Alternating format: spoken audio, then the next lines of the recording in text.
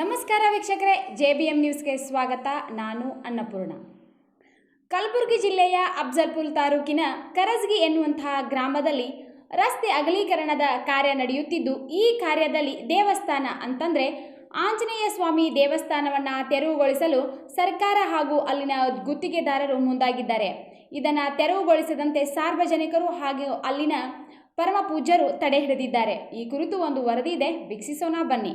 ರಸ್ತೆ ಅಗಲೀಕರಣದ ಹಿನ್ನೆಲೆಯಲ್ಲಿ ಆಂಜನೇಯ ದೇವಸ್ಥಾನ ತೆರವು ವಿಚಾರ ತೀವ್ರ ವಿವಾದಕ್ಕೆ ಕಾರಣವಾಗಿದ್ದು, ದೇವಸ್ಥಾನ ತೆರವು ಪ್ರಕ್ರಿಯೆಗೆ ಸ್ವಾಮೀಜಿಗಳಿಂದ ತೀವ್ರ ವಿರೋಧ ವ್ಯಕ್ತವಾಗಿದ್ದು, ಹೋರಾಟದ ಎಚ್ಚರಿಕೆಯನ್ನು ನೀಡಿದ್ದಾರೆ. ಹೌದು ವೀಕ್ಷಕರೇ, ಕಲಬುರಗಿ ಜಿಲ್ಲೆ ಅಫಜಲ್ಪುರ ತಾಲೂಕಿನ ಕರಜಗಿ ಗ್ರಾಮದಲ್ಲಿ ನಡೆಯುತ್ತಿರುವ ರಸ್ತೆ ಅಗಲೀಕರಣ ಕಾಮಗಾರಿ ಭಾಗವಾಗಿ ಹಲವು ಕಟ್ಟಡಗಳ ಜೊತೆ ಆಂಜನೇಯ ದೇವಸ್ಥಾನವನ್ನು ಸಹ ತೆರವುಗೊಳಿಸಲು ಅಧಿಕಾರಿಗಳು ಮುಂದಾಗಿದ್ದಾರೆ. ಆದರೆ ಈ ಕ್ರಮಕ್ಕೆ ಸ್ಥಳೀಯರು ಹಾಗೂ ಭಕ್ತರು ತೀವ್ರ ವಿರೋಧ ವ್ಯಕ್ತಪಡಿಸಿದ್ದಾರೆ. ವಿಶೇಷವಾಗಿ ಮಾಳ್ಶಾದ ಕೇದಾರ ಸ್ವಾಮೀಜಿ ಈ ಕ್ರಮವನ್ನು ಖಂಡಿಸಿ ದೇವಸ್ಥಾನವನ್ನು ಸ್ಥಳಾಂತರಿಸುವ ಬದಲು ಉಳಿಸುವಂತೆ ಆಗ್ರಹಿಸಿದ್ದಾರೆ. ಸರ್ಕಾರ ತಮ್ಮ ಈ ನಿರ್ಧಾರವನ್ನು ಹಿಂತೆಗೆದುಕೊಳ್ಳದಿದ್ದರೆ ಹೋರಾಟಕ್ಕೆ ಮುಂದಾಗುವುದು ಎಂದು ಎಚ್ಚರಿಕೆ ನೀಡಿದ್ದಾರೆ. ಇದು ಭಕ್ತರ ಭಾವನೆಗಳಿಗೆ ಧಕ್ಕೆ ತರುವ ನಿರ್ಧಾರ.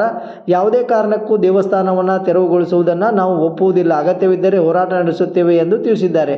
ಹಾಗೆ ಇಲ್ಲಿನ ಸ್ಥಳೀಯರು ಸಹ ಸ್ವಾಮೀಜಿಗಳ ಬೆಂಬಲಕ್ಕೆ ನಿಂತಿದ್ದು, ದೇವಸ್ಥಾನ ಉಳಿಸಲು ಒಗ್ಗಟ್ಟಾಗಿ ಹೋರಾಟ ನಡೆಸುವ ನಿರ್ಧಾರ ಮಾಡಿದ್ದಾರೆ.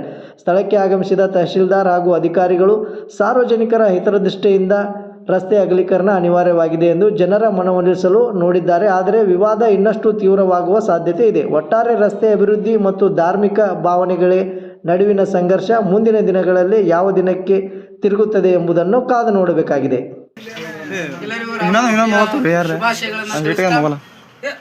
ಇವತ್ತಿನ ರಾಮನ ಭಂಟನಾಗಿರುವಂತಹ ಹನುಮಂತನ ದೇವಸ್ಥಾನದಲ್ಲಿ ನಾವೆಲ್ಲರೂ ಕೂಡ ರಾಮನವಮಿಯನ್ನು ಆಚರಣೆಯನ್ನು ಮಾಡ್ತೀವಿ.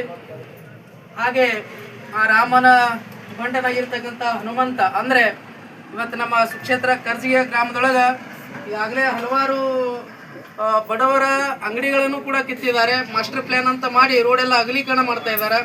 ಎಷ್ಟೋ ಜನ ಬಡವರ ಅಂಗಡಿಗಳು ಹೋಗ್ತಾ ಇದ್ದಾವೆ. ಅಷ್ಟೇ ಅಲ್ಲ, ಮತ್ತೇನಂತಂದರೆ ಆ ಅಂಗಡಿಗಳು ಏನೇನೋ ಮಾಡ್ಬೋದು, ಅವರಿಗೆ ಬೇರೆ ಕಡೆ ಜಾಗ ಮಾಡಿಕೊಡ್ತೀವಿ, ಅದು ಮಾಡಿಕೊಡ್ತೀವಿ ಅಂತ ಹೇಳಿ ಭರವಸೆಯನ್ನು ಸುಳ್ಳು ಭರವಸೆನ ಕೊಡ್ತಾ ಇರಬಹುದು. ಆದರೆ ಅದು ಅಷ್ಟೇ ಅಲ್ಲ, ಇವತ್ತಿನ ಒಂದು ಊರು ಕಾಯುವಂತಹ ಊರಿನ ರಕ್ಷಕ ಅಂತಂದ್ರೆ ಅದು ಹನುಮಂತ. ಈ ಹನುಮಂತನ ದೇವಸ್ಥಾನ ಕೂಡ ಏನಂತಂದ್ರೆ ನಾವು ತೆರವುಗೊಳಿಸ್ತೀವಿ, ತೆಗಿತೀವಿ ಅಂತೇಳಿ ತಿಳ್ಕೊಂಡು ಎಲ್ಲ ಅಧಿಕಾರಿಗಳು ಬಂದಿದ್ದಾರೆ.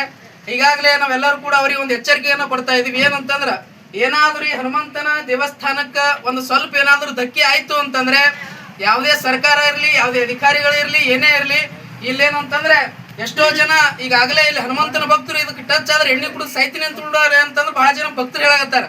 ಆದ್ರೆ ಇದು ಏನಾದರೂ ದೇವಸ್ಥಾನಕ್ಕೆ ಏನಾದರೂ ಧಕ್ಕೆ ಆಯ್ತಂದ್ರೆ ನಾನು ನೇರವಾಗಿ ಎಚ್ಚರಿಕೆ ಕೊಡ್ತೀನಿ. ಈ ರೋಡನ್ನು ಏನ್ ಮಾಡ್ತಾ ಇದಾರಲ್ಲ, ಅದು ಅಷ್ಟೇ ಬಂದಲ್ಲ, ಇಡೀ ತಾಲೂಕಿನೊಳಗೆ ಜಿಲ್ಲಾದ್ಯಂತ ಎಷ್ಟು ಹಿಂದೂ ಹೋರಾಟಗಾರರ ರಾಜ್ಯಾದ್ಯಂತ ಎಲ್ಲರನ್ನ ಕರೆಸಿ ನಾವಿಲ್ಲಿ ಉಪವಾಸ ಸತ್ಯಾಗ ಕೂಡಬೇಕಾಗ್ತದೆ. ಎಚ್ಚರಿಕೆ ಅಂತಕ್ಕಂಥ ಮಾತನ್ನ ಆ ಒಂದು ಅಧಿಕಾರಿಗೆ